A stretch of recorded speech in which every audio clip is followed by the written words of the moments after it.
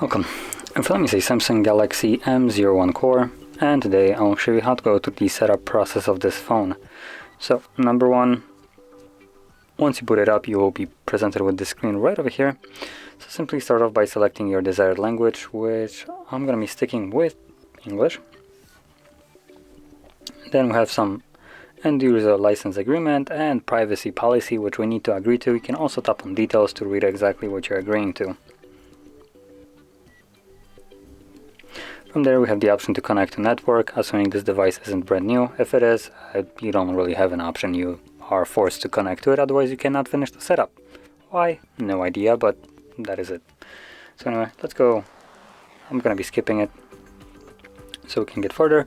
You have copy apps and data, so this will allow you to basically move over from your old device to this one, all the apps and data from your old device.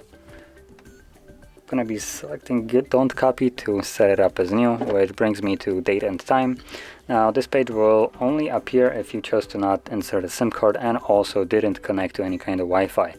If you did either one of those two, then date and time will be set automatically and this page will be just skipped. Then we have Google services, so you can read exactly what services we have here, and if you don't like them you can turn them off. There we go. From there, scroll down and select accept. Then we can set up a protection to our device. I'm going to select a pattern here. Now again, this is optional and you could have selected it somewhere right here, skip option, if you didn't want to set up any kind of protection. But because I want to, I'm just going to redraw the pattern to confirm it. And there we go, it's now set. And this brings me to the Google account, or not Google, the Samsung account. So on here you can log in with your Samsung account if you have one.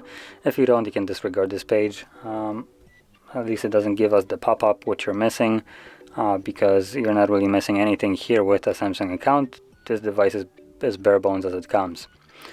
So anyway, from there we have some phone optimization. So you can select that it optimizes your device automatically. When you select this, it just redirects you to here. So you can select what it will do. So delete unnecessary data, delete similar images, zip rely whatever, used apps, delete unnecessary APK files. Now honestly, some of those, as an example, the images right here, if you're planning to use this function, do deselect the similar images.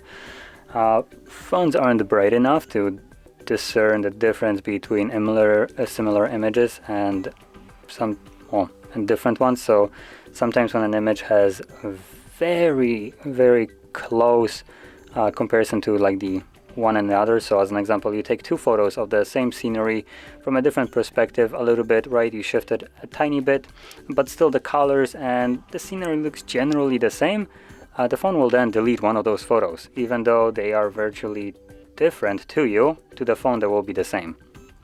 So if you want to use this option, you do deselect this at least.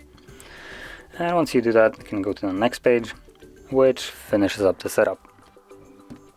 Select finish, and we should be on the home screen any moment. And there we go.